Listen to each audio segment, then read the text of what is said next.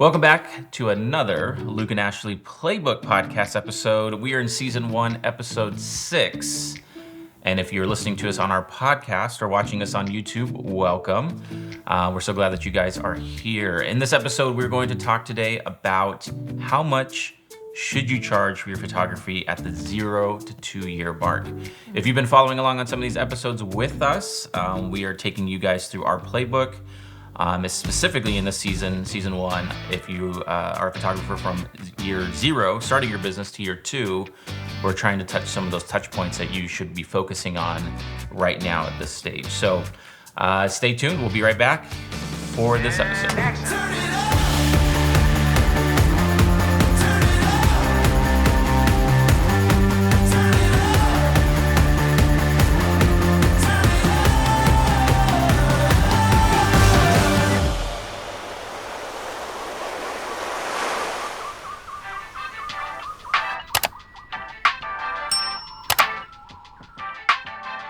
All right, guys, welcome back. I still love that intro. It just fires me up. I just think it's the coolest. It was great, babe. I just like watching it over and over again.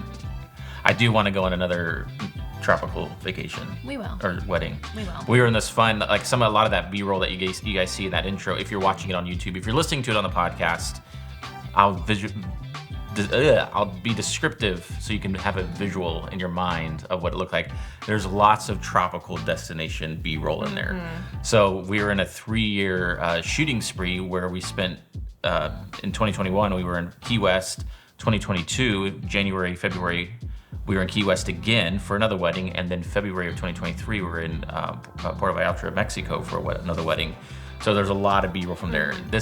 I was really hoping for a 4th year. I actually had a wedding opportunity to go to Puerto Rico with some friends. They didn't charge enough for their particular wedding, which is kind of where I'm kind of going with this intro. If you're kind of confused on I'm following. You're following, right? I'm following. So they didn't really do, and they were brand new in their wedding photography. They're in the year 0 to 2 mark. And they didn't do a successful job at pricing themselves for this wedding, and they wanted me to go with them. There's another husband and wife team. The wife's pregnant, and she's due in the next couple weeks or whatever. She's due soon. Yeah, I would be coming back from Puerto Rico right now, like a couple days ago or something. So he was filling in for the wife who was pregnant. Yeah, and so they didn't price correctly, and so I told them, I said, look, guys, the bride's already given us red flags about some stuff, like just drop out of the wedding, just completely cancel. And we're going to talk a little bit about that. But it would have been my 4th year in a tropical destination. I was really hoping this trend would happen. It didn't work out because I wouldn't have been going along with you. That's why it didn't work out. We're supposed to do tropical destinations together. You could have come, and we talked about that, but you were like, I just can't come and not shoot.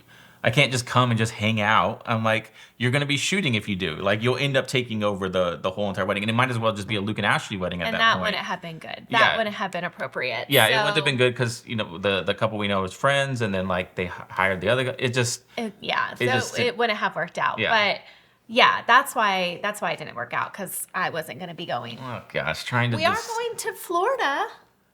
Yeah, we are. Yeah, well, we are. We are going to Florida, in a couple weeks. So we'll take some tropical stuff. Yeah, we're getting off topic. Yes. Here. We're definitely getting off topic. All right, so you are a photographer, year 0 to 2, and you are trying to figure out how to price yourself as you are navigating. If you listen to our last 2 episodes, your niche of your photography. Like, what is it that you're focusing on? Are you doing families? Are you doing weddings? Are you doing high school seniors?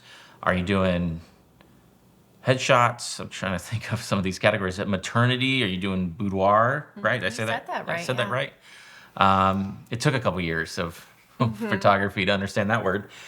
So what is it that you're doing? How are you pricing yourself? So in this episode, we'll just talk about how we price ourselves for weddings, how should you price yourself for family photography, and then how should you price yourself for just in general photography, event coverage possibly, or high school seniors or something like that. So I'll let you let's start with like family stuff. Well, I want to start with a disclaimer. Okay. With this episode and a lot of our episodes, this is how we do things. Okay. You're going to listen to other photographers that do things differently and might have different advice, and they're killing it. But we're just going to tell you what worked for us. We are a way, capital A, Yes. not the way. Correct. So what we're going to tell you goes against a lot of what other industry leaders say. And that's why I wanted to put that disclaimer in, because a lot of times when photographers are getting coaching and education from other industry leaders, they're going to hear something totally different. But this is what has worked for us, and we still apply this in our business in year 13. So, and it's worked, and we've grown our business, and I just wanted to put that out there before we even jump in. So in 0 to 2, the biggest thing for you is not really how much you're charging. It's more about exposure. So the exposure that you're getting inside your market. So for example, if you're shooting weddings, you want to be in front of brides and grooms. You want to be in front of couples. You want to be in front of venues and planners and different things like that. And in order to get exposure, you have to shoot a lot of weddings. Well, when you're in that 0 to 2 year mark, how are you going to shoot a lot of weddings when you don't have the experience? Yes, tell us. So for us, how we shot a lot of weddings is we were cheap. Okay. So we didn't charge coming out the gate thousands of dollars.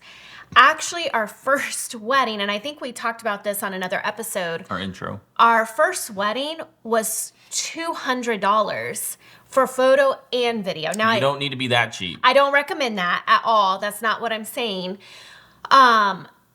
But a lot of times when we were starting out, and we kind of, and we'll probably talk about this more at a different time, but we kind of got into believing what some of these industry leaders were saying was, you got to charge what you're worth. Like, we heard that over and over again, and we got to a point we were like, yeah, we're going to charge what we're worth. And so we raised our prices, but the thing was, we didn't have the exposure or the experience to back those prices. Or a portfolio.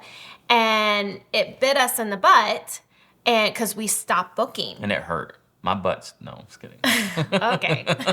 We stopped booking. So our booking declined. Like it dramatically. It massively declined. So in that 0 to 2, right now, our advice to you is just focus on getting in front of as many people in whatever you're trying to do, getting in front of as many people as possible. So being on the cheaper end, being, cheaper than the competitors. And it's okay to be cheaper than the competitors because you're just trying to build that portfolio. Yeah, and it's only for a season. You're not trying to come out and in the rare cases, you're not trying to come out and pay your bills. You already have another job that's meeting your needs. You have a spouse, or there's another situation. It's not like you have no money potentially, and you happen to have a camera and you're starting out. You could be in that situation, and this is going to be really helpful for you, this idea. But a lot of you guys don't need to grow so fast. You need to grow, but not like so fast in that scenario. So being cheap is okay for a season, because like Ash was saying, the more you get your name out there, the more word of mouth you have, the more walking billboards you have of you and your work and who you are, and the quality work you have, the faster you're gonna grow, and the sooner you can raise your rates. If you don't have people, family members or wedding guests or seniors or anything else, depending on what you're shooting, telling their friends or commenting on their social media posts, Luke and Ashley shot my wedding, or so-and-so shot my wedding, or so-and-so shot these pictures, you're not going to grow. And what's going to make it great, and I'm losing some train of thought here because I'm going into some things, you need to just build that up first. That's probably going to be the most important thing, is establishing yourself as the cheap photographer at this moment. Because once you get that demand coming in, then you can raise those prices up. And that's going to be, we're going to save that concept and that idea for a whole entire another season for you guys. But like we're saying, that's what you should do. So in this regards of families, when we first started shooting families, we were charging $25. This is back on the Craigslist days, per family. So $25 per family session. And then we were delivering all the images that were the best images. We were a shoot and share photographer, a term that came out probably 8-10 years ago, was shoot, share all the best images on an online gallery and be done with it. Like that was it. There are people that say, hey, we're going to do a family session for $100 and you only get 5 images.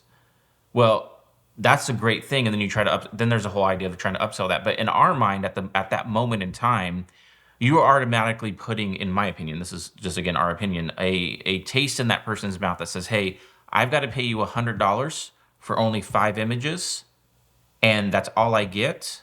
And it could be the fact that they're just like, well, I don't think that value is worth it. Like, what are your thoughts when you hear that, when somebody says that?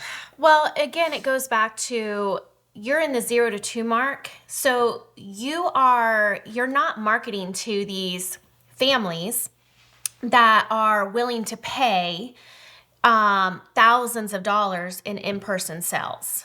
Okay, you're marketing to families that are your friends or friends of friends that are just looking for some nice family photos at a good price. Yeah. They're not concerned about quality per se at this moment. They're concerned about just at least capturing those family moments. And then there's some that are just crazy at that price point that is true. Bridezillas or these family people that are just like, I paid you $50 for a family session. You'll get and those. They want skin retouching. Like you'll get those. But again, for us, and when we did this, so when we started out, we said this is only for a season. We are gonna say yes to pretty much everything. Like our word for the year for the first couple of years was yes. Only because we understood we didn't have any experience. We didn't know how to use our cameras. We didn't know how to pose people. We didn't know anything. So we knew we needed to just say yes for only a season, so that way we can get good. We can just learn all the things that we needed to learn. And then once we got to that point, then we can start saying no. Yeah. Saying no is very liberating and very powerful when you know that you finally have reached that level of doing that. If you have a goal in mind like us, and that was to get out of debt, to try to get as much income as we could, to try to get in front of as many people as we could, we had to say yes to everything. And we did that, I would say, probably for a good 4 to 5 years. Right. We had a lot of debt to pay off. Yeah, 86 grand and different things. So we were saying yes to everything. To go back to our wedding scenario, when we decided to raise our pricing, I'll never forget, we were shooting photo. I forget what our pricing was, and we were also doing video at the time. We decided to raise our prices up to I think it was like $2,600 or $2,500 for photo. And we had a couple that had reached out to us, older couple, and they wanted us to shoot their wedding at a local winery. And we were like super excited. It was like the winery to shoot at in the area. It was in another city, a more popular city or wealthier city in a sense of mindset. And so we were like, oh my gosh, we want to shoot at this winery. It's going to be so great. We finally have arrived. We were looking ahead at people that were already shooting there that were really good. And like, well, they're shooting at this winery. And we finally get there. I'll never forget, the couple did a Zoom with us. They sat down with us and they were honest. And it was really good. They said, look, you don't have the experience or the portfolio yet to shoot at this winery. And it was dark and it was... For the pricing that we were charging. Right, exactly. For the pricing that we were asking and what they were looking for as well. They wanted to do seller shots. We didn't have any off-camera flash experience. We didn't have this experience. We didn't have that experience. We were just hoping that everything would be done outside. We were natural light photographers. And so they were like, and they recognized that. They said, look, you're trying and we understand that, but you're just not the right fit for us. And the value that you have it set at is just, we can't book that. And we had 21 inquiries come in that month for photography January. So this is going into the beginning of our second year of us doing that. And we were really like hoping that look, this is going to be great. This is going to happen. And so, yeah, that's what we're happening. So it was very deflating when they said that. One of our lights went out. Let me plug it in, but you keep carrying. You don't need me. If you're listening on the podcast, you don't know what's going on. I'll be right back. Yeah, so it was very deflating when that happened, when they told us that, because we were just so excited. We were like, we get to shoot at this winery. But again, it was also like the best feedback that we got in, at that point that we had gotten. And so we took that feedback and we were like, you know what, they're right. We don't have the experience yet to be charging what we're charging. And so we lowered our prices. We dropped our prices back down and we started booking and we started getting more experience and we started investing into off-camera flash and learning off-camera flash, and now we do shoot at that winery pretty often. And when we get inquiries there, we're like, it's not the greatest as we used to think.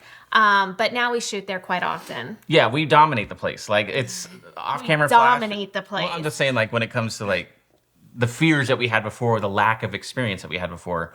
Like off-camera flash, super easy. We did a whole course on off-camera flash there at that particular winery. Did a huge workshop on that, which is really cool. So it's, we had to get there, but it was just so great that these people were able to do that. I really appreciate their feedback, and it really helped us to recognize and not to believe like, oh, charge what you're worth. Well, we think we're worth millions of dollars. Like, no, like, what do they value us at? I always, when we coach other people and we coach other photographers, this is one of the biggest questions that comes up, one of the biggest scenarios and trip ups I think a lot of people have is perceived value. And so I'll ask this to photographers and to other people, and I'll even ask this to you right now. If you were to go out and buy a computer, someone's calling me right now. Hold on. Turn that phone off. If someone is going to go out and buy a computer, right? And if you were going to go out and buy a computer as a photographer or as a creative or just as a person, are you going to buy an Apple computer or are you going to buy a Windows computer? And I asked the question, which one are you going to do? Most of the time, the creatives, the photographers, the graphic designers, the different people are going to say, oh, I'm going to get Apple.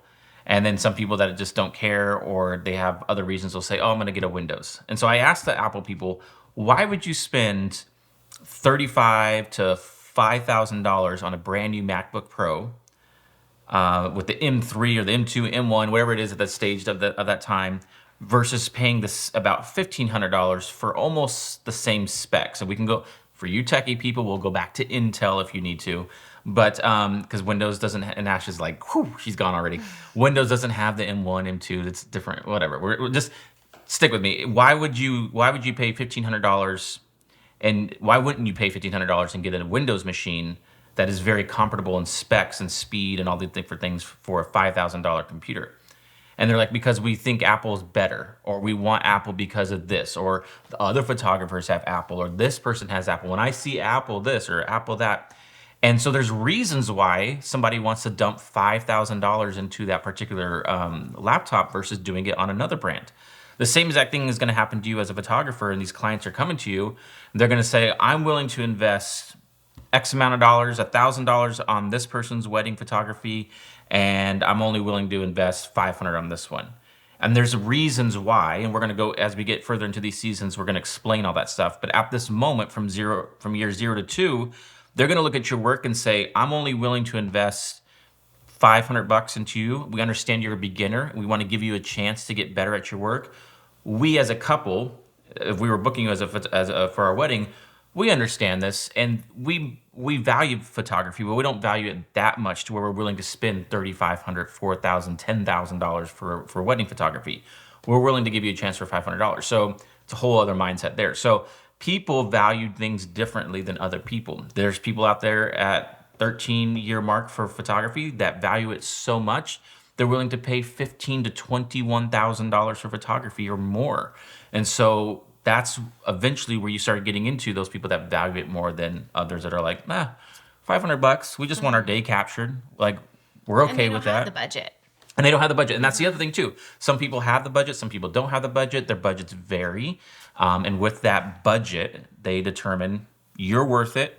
You're not worth it. Your website, your experience, your this, your that, your booking, all this stuff is worth it. And we'll talk more about that as we get further along into these seasons. Yeah.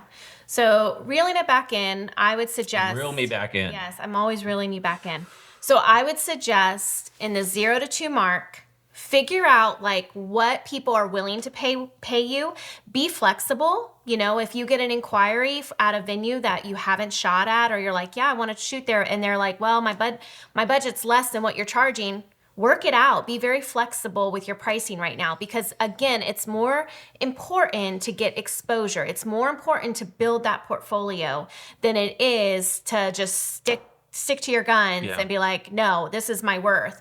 You know, be very flexible in that and let your portfolio grow, get better and better each time. And then it will get to the point where you're going to raise your prices and you're going to be able to charge what you're worth. Yeah, and this is part of being a business owner. You have to be willing to trial and error some concepts, some ideas, some ways of trying to figure some stuff out, because that's how you grow as a business owner. You can't just say, here's the template somebody's laid out for me. I'm going to follow these prices specifically, and that's it. I'm not going to change anything. Because it may not work for you, or there might be some variations that you need to change because of just your audience and your clientele that's in your local area that you're working with.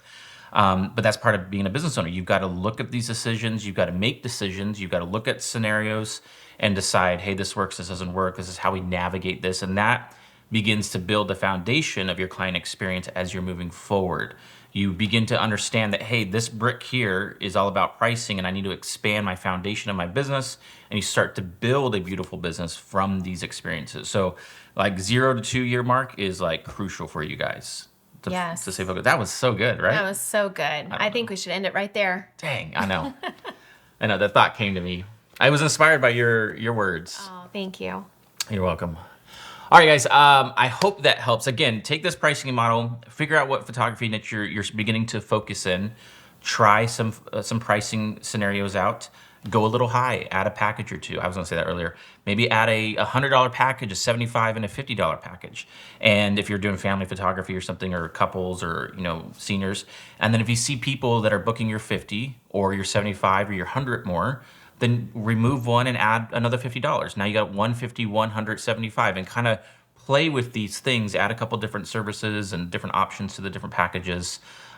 We creeped on people's websites back in the day and tried to find as much pricing information as we could. Yeah, see what your competitors are doing.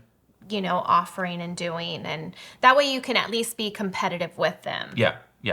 You don't want to be, you don't necessarily want to be the cheapest at this stage of or once you get into years like 3 or 5. You don't want to be the cheapest, and you don't want to be the most expensive, but you also don't want to be like necessarily the middle. It's like this fun little dance you got to do, because you want to bring everybody up. You want to be in the same price point as everybody, but there's certain strategies we'll talk about. We'll get to that in 3 or 5. Yeah, something like that. Yeah. All right, guys, I hope this was helpful for you. If you're watching us on YouTube, there's definitely some links down below that we have for if you want to do any one-on-one mentoring, if you want to get into our coaching program that we have. We mentioned off-camera flash. If that's something you're interested in at this moment, you can do that. If you're listening on the podcast, you're screwed. No, I'm just kidding.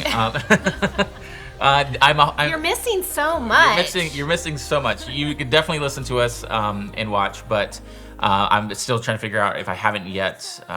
We're recording all these episodes like boom, boom, boom, boom. So, but look for some links. If not, come to our YouTube, go to our website, lukeandashley.com. Tools and resources. There's going to be all of our links and stuff will be there on that particular page. So thanks for listening. We hope you guys enjoyed this, and our next episode is going to be all about CRM. What CRM are we using, and why I personally think it is the most crucial thing that you have to start your business with. Absolutely. All right. So guys, stay tuned. Thanks. And we will see you guys in the next episode.